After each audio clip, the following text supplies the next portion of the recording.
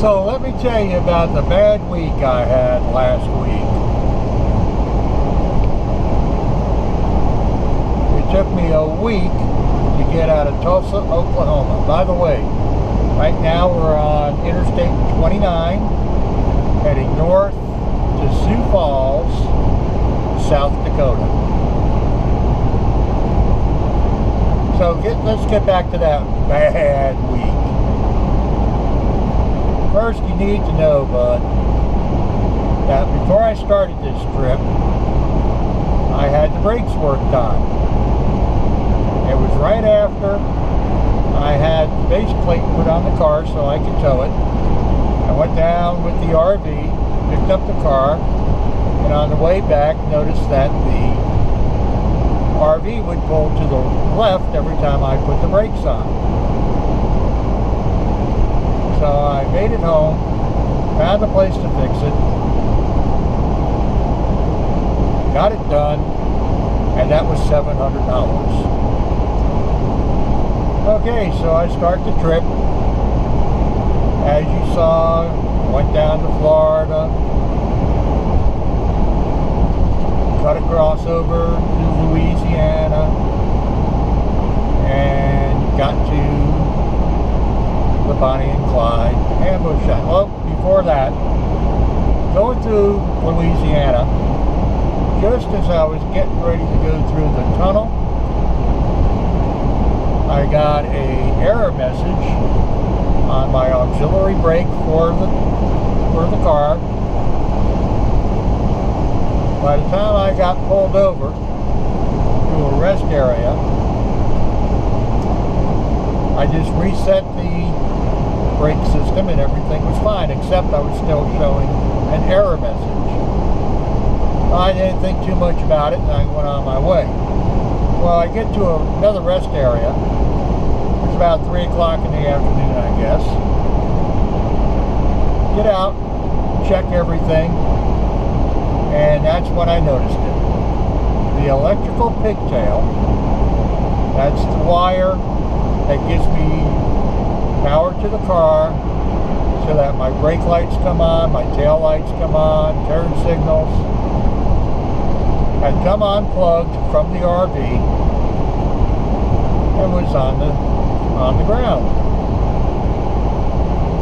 Well, I knew that wasn't going to be a good thing. And I was right.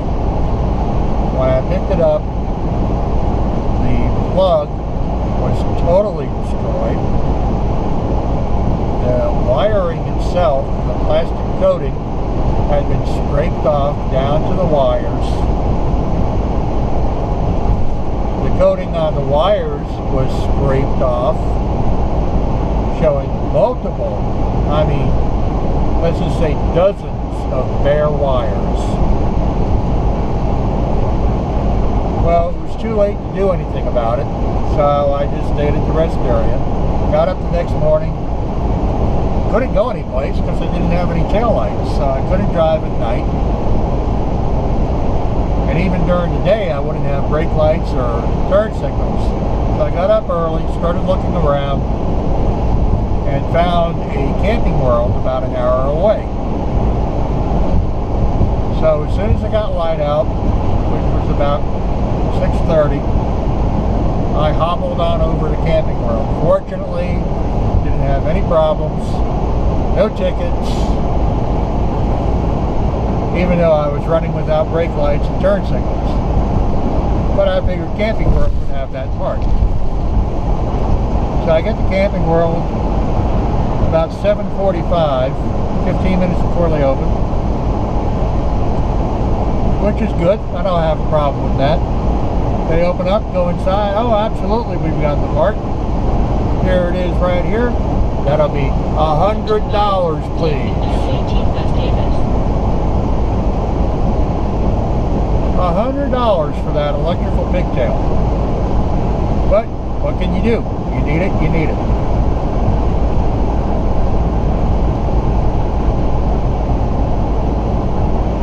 So I keep going on, get to the Bonnie and Clyde ambush site, and that's when I noticed, oh, The RV's pulling to the left when I put the brakes on again. Wonderful.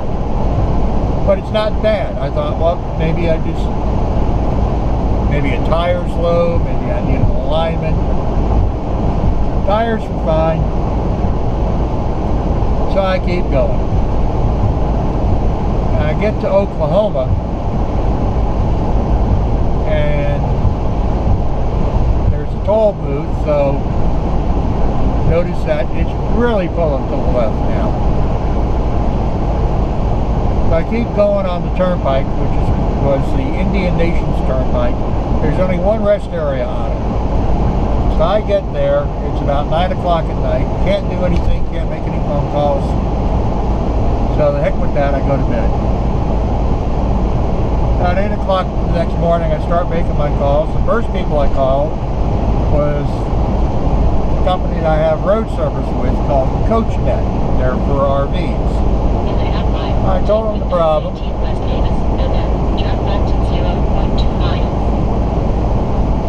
And I didn't want to be towed at that time.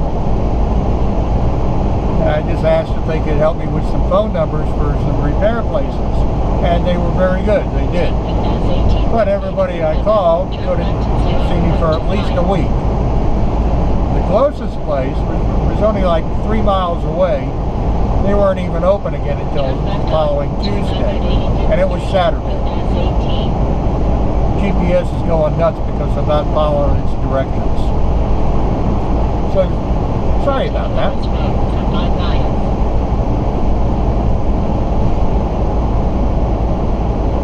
So I call all these phone numbers, nobody can take me.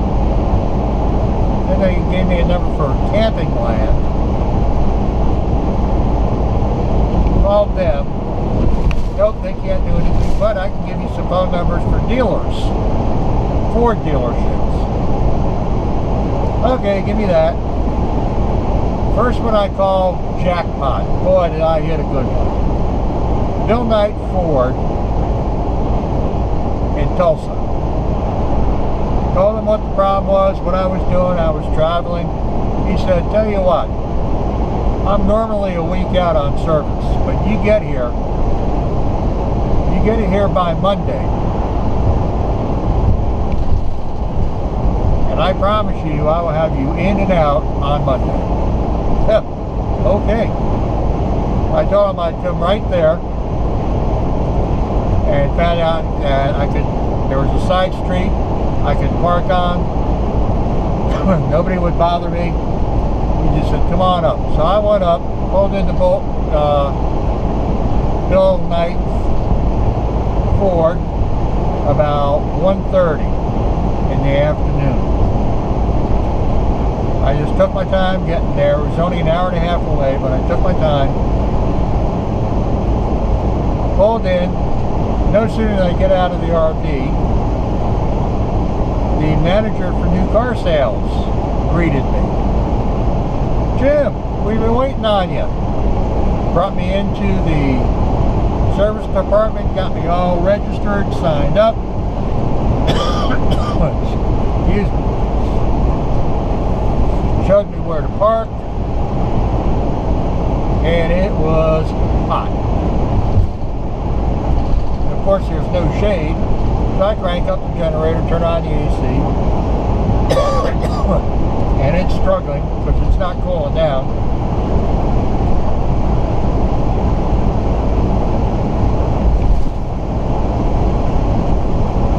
About 2 hours into running the AC, my generator quit.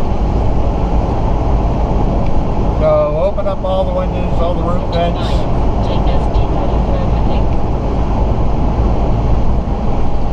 Wait about 2 hours. Got the generator started. But no power in the house. Can't run the AC, have no electric, nothing. So close it all up. Go get a motel. Monday morning, go back over to Ford, drive the car back over, get in there, 7 o'clock. Go back to the motel. No point waiting at Ford. 3 o'clock in the afternoon, they call. Got you squared away. Brakes are fixed. Same problem. Caliper. Only this time they had to replace brake pads on both sides. And they had to turn the rotors. 900 bucks. So I'm up to $1,000 on repairs in a matter of just a few days. Now I've got to find out why I've got no power in the house.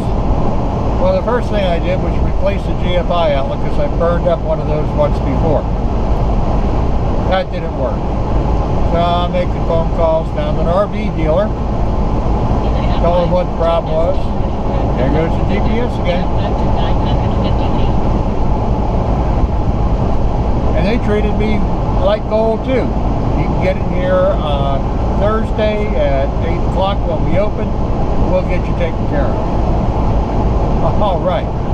Now this is between them. Shut up. They're getting all their other customers taken care of. Plus, they're getting ready for an RV show that weekend. Shut up. I'm trying to talk here.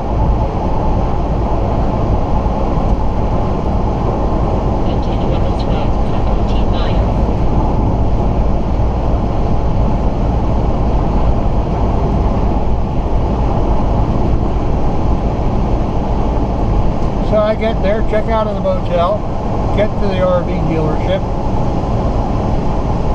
and come 3 o'clock I ask them find out what's going on, and they had first told me I needed a new converter, and that was about 11. Come 3 o'clock, they came out and said, you don't need a new converter. We called the generator company. Now I've got an Onan generator. And they said the problem, they knew about the problem. The problem is when you start the generator, you've got to hold the start button into the count of 3 because there's something in their generator called an exciter solenoid. And if you don't hold it to the count of 3, you don't get power in the house. So they said, we got it running. It's been running. We're cooling it off for you. So we go out there. The generator's not running. So he goes, oh, must have quit. Somebody must have turned it off. He goes to start it back up. It won't start. It starts and installs. It starts and installs. So that's like 3:30, and I look at him and say, well, I guess you're not done yet. I go back to the motel, get it for another 2 nights.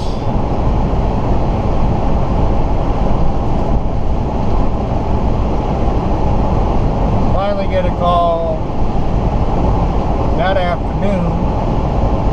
They have a generator guy coming in. Generator Jim, they call him. They call him for all their generator problems. They went through everything they could and they couldn't figure it out, so they called him in. Well, now it's the next day. Good thing I got the motel for 2 nights.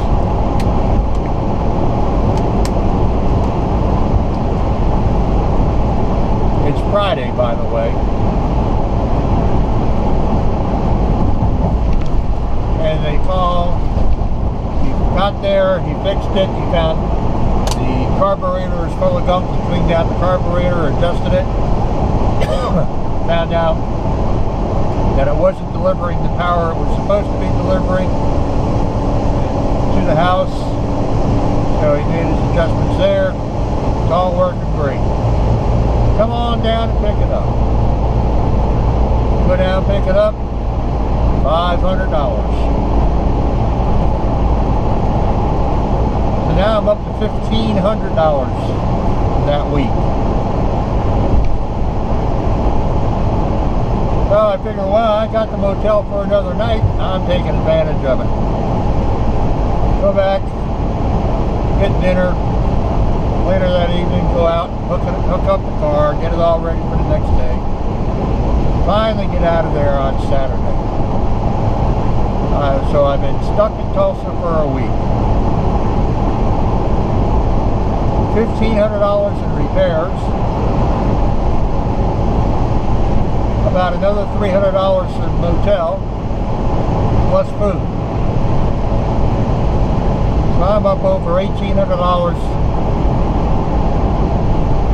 for that week. That's not good.